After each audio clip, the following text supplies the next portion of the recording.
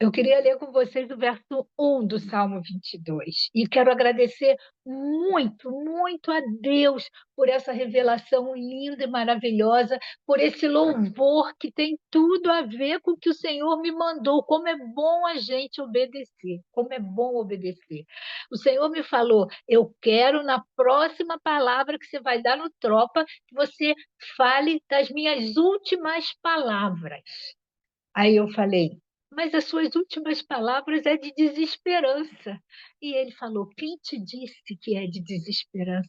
Quem te disse isso? E aí veio o louvor e diz, ele nunca desampara. Imagina se ele ia desamparar o seu filho.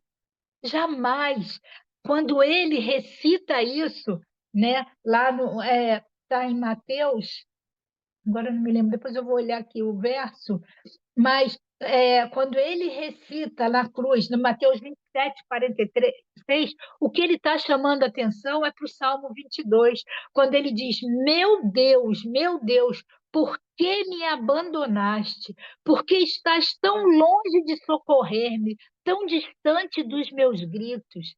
Ele não está reclamando, murmurando, ele está dizendo assim: atentem para o que dizem de mim, lá no Salmo 22, porque essas palavras que ele gritou na cruz, as suas últimas palavras, são exatamente os primeiros versículos de um salmo que fala sobre ele, que é uma profecia que fala do sofrimento que ele iria passar. E aí, quando o Senhor fala isso para mim, eu falo, mas então significa que o Senhor não estava dizendo por que me abandonaste? Não, eu estava chamando atenção para o Antigo Testamento, para as Escrituras, que nós precisamos voltar às bases do cristianismo, ao fundamento do cristianismo, que é o Antigo Testamento. E ele ali, quando ele chama para se retornar, né, para esse salmo específico, ele está dizendo: tudo isso que eu passei foi predito, foi nesse salmo, eu dei a Davi o que iria acontecer comigo. Então, prestem atenção. O Senhor, se ele ele jamais vai desamparar a mim, né, o Senhor falando comigo, e nem a você, porque é o que o louvor falou, o Senhor nunca desampara aquele que Ele ama, Ele sempre vai nos amar, Ele não vai desistir, por maior. Mas então, por que eu estou com essa dor aqui intensa no meu braço? Por que eu estou passando por esse sofrimento? Por que meus rins estão com duas pedras? Esses são os meus porquês. Você deve ter outros porquês, mas tenha certeza que o sofrimento não é por abandono do Senhor, muito pelo contrário, é Ele chamando você para perto dele, é Ele querendo te mostrar algo que você só vê quando você para meditar na palavra, quando você para clamar a Ele e pedir: Senhor, me dá uma resposta, me dá uma orientação, o que eu preciso aprender neste meu sofrimento, o que o Senhor quer me comunicar, por que eu estou passando por isso, não é nem um porquê, mas é para quê? Para que eu estou passando por essa aflição? O Senhor sabia muito bem por que ele estava passando pela aflição. Ele sabia muito bem que o Pai jamais o abandonaria. Aquela coisa que a gente aprende lá na igreja, sabe? De que é porque ele levou o pecado da humanidade inteira e Deus não pode, né, estar junto do pecado. Gente, isso é mentira, isto é engano. A verdade é que ele queria que nós voltássemos e prestássemos atenção nessas palavras. Ele repetiu o primeiro versículo do Salmo 1, dizendo: vejam todo o Salmo, vejam o que ele fala de mim.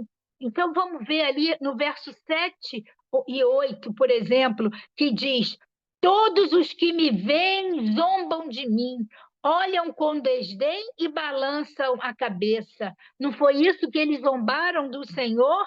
Não foi isso que aconteceu? Dizendo: entregou-se ao Senhor, então que ele o salve, que Adonai o livre, se lhe quer tão bem. Isso são as palavras que estão lá em Mateus 27, do 36 ao 44. Depois você pode olhar, são exatamente a zombaria que eles fizeram do Senhor. Gente, isso foi dito a Davi anos, antes, dizendo que ia, qual o sofrimento que o Senhor iria passar, e é isso que ele estava chamando a atenção, jamais reclamando do Senhor ou achando que, porque ele tinha levado o pecado da humanidade, Deus teve que virar as costas para ele. O Senhor jamais vira as costas por mais pecadores que só. Se fosse virar as costas, ele ia virar as costas para o mundo inteiro, porque todo mundo é pecador.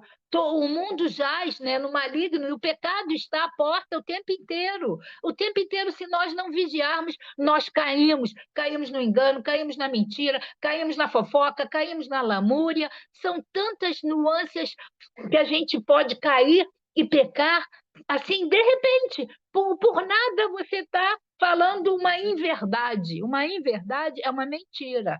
Se eu não falo exatamente a verdade, eu estou mentindo. E é pecado. E se o Senhor fosse abandonar por conta de pecado, ele já teria desistido, né, do mundo. Não só com o dilúvio, mas já teria simplesmente explodido tudo. Não, é mil vezes não. Isso é um engano. E o Senhor está querendo tirar essa fortaleza de coisas que nós aprendemos que não é verdade. E ele está se revelando, a verdade dele está sendo revelada àqueles que o buscam. Ele revela-se a mim e a você com a verdade da palavra. E o que, que a gente vê? É que as últimas palavras do Senhor nos remete ao Salmo 22. E esse salmo fala não só nos versos 7 e 8, né? Como eu falei agora da zombaria que foi predita por Davi, mas também ele fala, né? Lá no verso 25 de João, no capítulo 20, o que, que a gente vê lá em João 20, 25? A gente vê Jesus dizendo: vimos o Senhor, mas ele disse: se eu não vir o sinal dos cravos em suas mãos, e não puser o dedo no lugar dos cravos, e não puser a minha mão no seu lado, de maneira nenhuma o crerei. Isso era o quê? Era Tomé, na sua incredulidade, dizendo que precisava ver marcas, marcas que também foram preditas, né, aqui no Salmo, no verso 16. Pois me rodearam cães, o ajuntamento de malfeitores me cercou, transpassaram-me as mãos e os pés. Foi predito, né, na parte B aí, transpassaram-me as mãos e os pés. Então, o que aconteceu, o que está lá no Evangelho, dizendo que aconteceu com o nosso Senhor, foi predito também nesse salmo, por isso, nesse versículo 16, né? E ainda temos, né, no verso 18 também, o verso 18 diz: repartem entre si as minhas vestes e lançam sorte sobre a minha túnica. Não foi isso que aconteceu lá em Mateus, no capítulo 19, versos 23 e 24? Pode conferir. Está lá dizendo que eles lançaram sortes sobre as vestes de Jesus. João 19, para quem quiser anotar, versos 23 e 24. Então, na verdade, todo o Antigo Testamento é algo que fala de Jesus, fala do nosso Senhor, do nosso Rei. E aí você vê judeus messiânicos se dizendo que Jesus não é o Messias. Gente, muito cuidado com o que você está olhando na internet. Eu prefiro estar mil vezes lendo a palavra e me pedindo ao Senhor a revelação daquilo que eu não estou entendendo, né? Como, Pai, o Senhor desamparou. Se o Senhor, pensa bem, se o Senhor desamparou o seu próprio filho, por que, que não pode me desamparar? Quando você faz essa pergunta, Deus vai e se revela. Quem te disse que foi a revelação que eu desamparei o meu filho? Quem te disse? Então, cuidado, porque não é isso.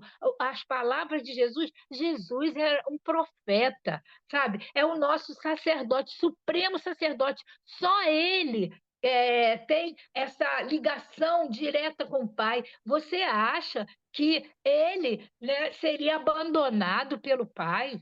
Tinha alguma coisa que não batia nisso aí. Então eu fiquei muito feliz quando veio a revelação de que não, o que eu estou querendo é que vocês atentem para as escrituras, que vocês olhem o que já foi falado de mim, aí, em especial no Salmo 22, por conta daquele momento que ele estava passando, mas não só nesse momento. E o que eu assim mais queria deixar é que a gente tem muita gente que fica só com o Antigo Testamento também, só tem os dois lados, né? Ou só o Antigo Testamento, que é o caso dos judeus, ou só o Novo Testamento, que é o caso de muitos cristãos.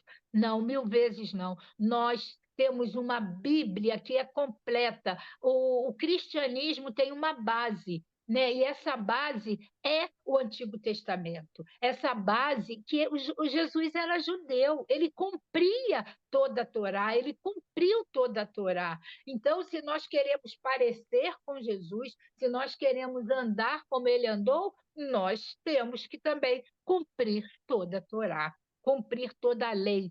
E os profetas falam do Senhor, os profetas falam dessa segunda vinda do Senhor. Nós precisamos entrar, né, na palavra de Deus, não só no Novo Testamento. Paulo era judeu. As cartas de Paulo são de um judeu que conhecia a lei, a ponto de perseguir os cristãos por conta da lei, até que ele teve uma revelação. Se o Senhor se revela a Paulo, por que que ele não vai se revelar a mim? Por que que ele não vai se revelar a você? São homens como nós. São homens que buscam. Paulo fazia coisas erradas, por quê? Porque ele cria naquela verdade. E veio o Senhor e disse: Ei, peraí, tem uma verdade maior, que sou eu, que sou o caminho, a verdade e a vida. Tem uma verdade muito maior, mas que tem um embasamento. E esse embasamento nós precisamos voltar. Essa é a nossa techuvá, é arrepender de estarmos abandonando. Quantos cristãos que abandonam o Antigo Testamento? Não, que isso, guardar o sábado? Ih, hoje eu sou livre, eu guardo o dia, todos os dias são do Senhor. Todos os dias são do Senhor, mas você separa um momento para encontrar com Ele todos os dias, como Ele? Essa era a vontade do Pai, encontrar com Adão todos os dias. Todos os dias, na viração do dia, ele encontrava com Adão. Por que, que ele deixou de querer isso? Nós somos criaturas dele. Então, se você separa o pôr do sol, aquele momento, se você tem a oportunidade de todos os dias, né, nesse momento assim, de terminar o dia e começar um novo dia, de agradecer pela presença dele na sua vida, pela presença do Eterno, o Deus Todo-Poderoso, o Pai do nosso Rei, do nosso Senhor, do nosso Salvador. Ele quer isso de nós. Quanto mais uma vez por semana você guardar um dia para descansar, né? O sábado é sagrado.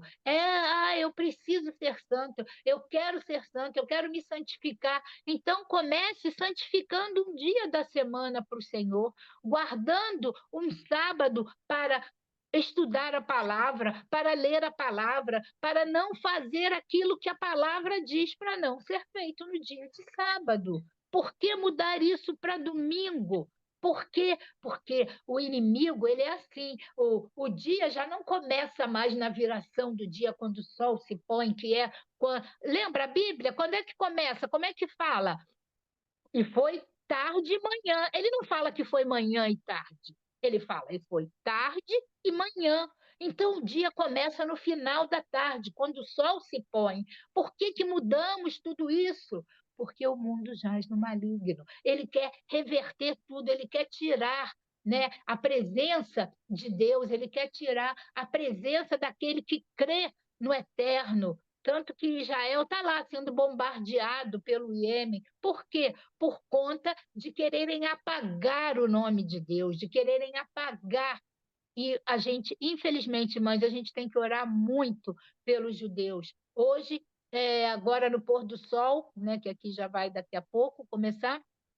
A gente tem o 33, né? O Homer, a contagem do Homer 33.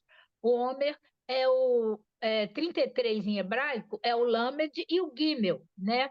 Então, hoje eles comemoram Lag Omer, que é uma festa pagã, que eles acendem fogueiras. Por quê? Porque nesse dia homenagem a mortos, coisas que o Senhor abomina. Eles conhecem a palavra, mas idolatram os mortos, mas fazem tudo errado. Nós precisamos guerrear, né, a favor de Israel, porque de Israel diz a palavra, né? De Sião sairá a lei, sairá a palavra para todas as nações. Se você ama uma nação e quer a salvação da nação, você precisa se envolver com Israel, você precisa olhar, ser um atalaia que observa o que está acontecendo em Israel ou ao redor, né, em função de Israel. Por quê? Porque é dali que sai toda. Foi ali que o Senhor escolheu para pisar e para sofrer tudo que sofreu, e é ali que ele escolheu para pisar na sua segunda vinda, como diz Zacarias. Então, irmãos, nós precisamos estar atento aos sinais. Não podemos deixar de orar por Israel, não podemos deixar a palavra da verdade, tanto o Antigo como o Novo Testamento, de lado, só ouvindo coisas, pessoas e pregações. Temos cuidado para não sermos enganados, porque o próprio Senhor disse que no final dos tempos, e nós estamos nos últimos dias, irmãos, nós estamos nos últimos dias. Pode ter certeza que se eu não vir o Senhor voltar, a geração, aos meus netos verão, talvez até os meus filhos, porque está muito próximo tudo de acontecer, está muito próximo das profecias que estão em Obadias, em Zacarias acontecerem. É hora da gente estudar os profetas, entender os profetas. Ele vai se revelar a cada um, cada um ele dá um pedacinho de revelação. Sabe, um pedacinho. A você, a um ele dá uma parte, a outra. Então, por isso que é importante estarmos juntos aqui, congregando, um ouvindo o que o Senhor tem revelado ao outro, para que nós possamos, então, entender esse quebra-cabeças, né? Porque o Senhor, ele é, assim, suprema a sua inteligência, e ele concede para aqueles que o buscam e que andam em unidade. Por que que Israel está sofrendo tudo que está sofrendo? Porque não está andando em unidade. E porque está totalmente idólatra. Os judeus são idólatras, são feiticeiros, são cabalistas, né? Esotéricos. E isso tudo nós precisamos estar orando. É o povo escolhido de Deus. Nós, como povo enxertado na videira, nós fomos enxertados como gentios. Nós temos essa missão. Isso é uma missão dada a cada um que está aqui hoje, de estarmos orando por Israel, orando pelo povo de Deus, porque não existe essa teoria da substituição que muitas igrejas apregoam. Não, nós é que somos o Israel agora, aquele Israel lá.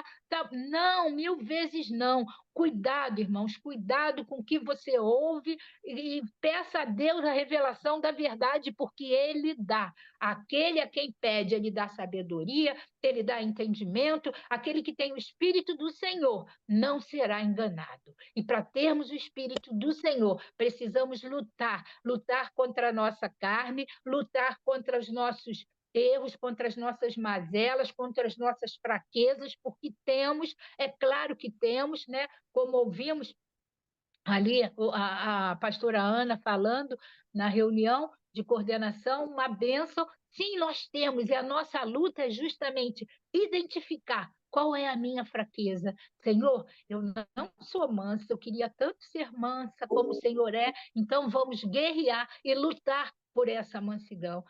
Eu faço tanta lamúria, eu vivo reclamando, isso não agrada ao Senhor, mas não é por isso que Ele vai te abandonar, de jeito nenhum. Ele quer te mostrar que tudo tem conserto na mão do Senhor. tudo tem conserto. Vamos aceitar o sofrimento assim como nosso Senhor aceitou o seu sofrimento ali na cruz. Vamos entender esse Salmo 22, vamos mergulhar nele, vamos entender que falava de Yeshua, como que pode Davi ter falado isso tudo, saber que o Senhor ia ter suas mãos e pés furados. Vamos, sabe, tentar se colocar naquele tempo, naquela época e dizer: é só o Espírito do Senhor sobre Davi. E o Senhor, nas suas últimas palavras, querendo nos dizer: voltem, voltem ao início, voltem às Escrituras, às primeiras palavras do Senhor, porque são verdade e são vida. Sabe, essas palavras, elas nos sustentam, elas aliviam a nossa dor, elas aliviam o nosso sofrimento quando a gente mergulha na palavra, quando a gente ensina, quando a gente proclama, quando a gente ora, nós saímos outro depois da oração, nós saímos fortalecidos. O inimigo quer te, sabe, colocar no chão. Ah, não adianta, não, eu não entendo a palavra, eu não vou mais ficar lendo o que eu não entendo. Não, isso é mentira de Satanás. Se vier esse pensamento na sua mente, fala: se retire daqui, Satanás, porque o Espírito do Senhor que habita em mim vai me dar a revelação que eu preciso com a palavra que ele quer me dar. Todos os dias, irmão, se você tiver oportunidade, na viração do dia, vê a hora do pôr do sol da sua localidade, coloca no seu celular ali para o horário para tocar, sabe, seja 2 minutos. Você fala com o Senhor: ai, o dia está começando, obrigada pelo dia que passou. Ele está vendo você se voltar para a verdade, ele está vendo que você está buscando a Ele.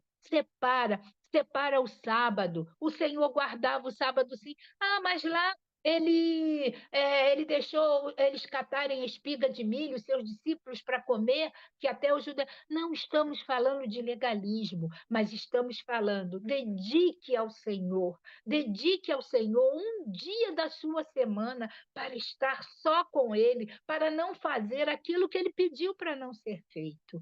Então vamos voltar à palavra, vamos voltar à verdade. Isso é, e saber, e ter certeza de que o Senhor não desamparou o seu filho e não desampara nem a mim, nem a você, nunca. Por isso que eu fiquei muito feliz com essa escolha, porque eu sei que foi do Espírito. Eu não gosto de escolher o louvor, porque eu falo: não, o louvor vem do Espírito. O Espírito vai colocar o louvor que o Senhor quer. Então eu fiquei muito feliz, porque teve tudo a ver com a mensagem que o Senhor tinha colocado no meu coração, que queria passar.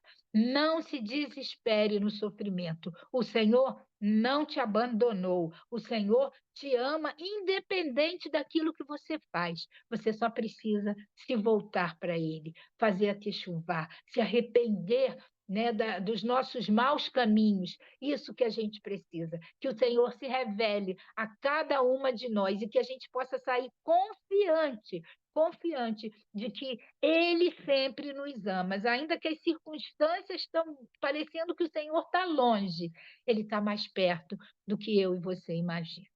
Amém? Então vamos lá. Deu para ver? Vou pegar aqui a minha matzá, que é o pão sem fermento que eu ainda tenho.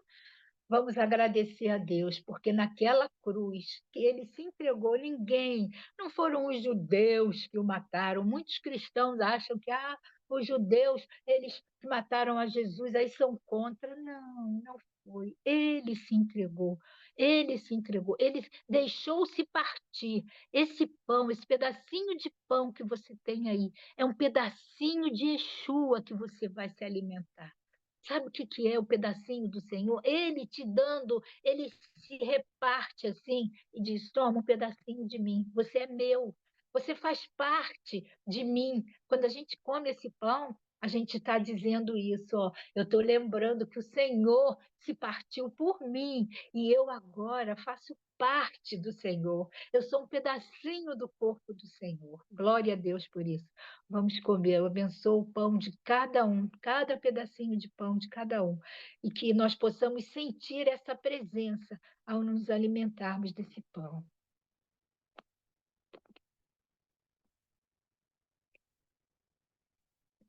Da mesma forma, nós tomamos o suco de uva ou o vinho, o fruto da vide, que é algo que o Senhor nos dá pela sua misericórdia, faz com que a terra brote e nós possamos tomar do que representa o seu sangue.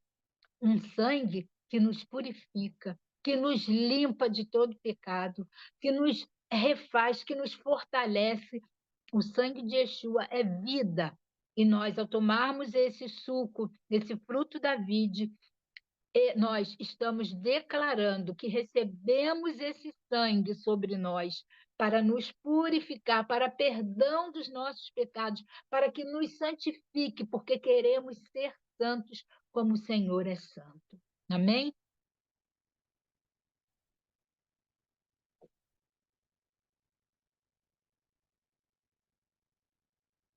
Amém?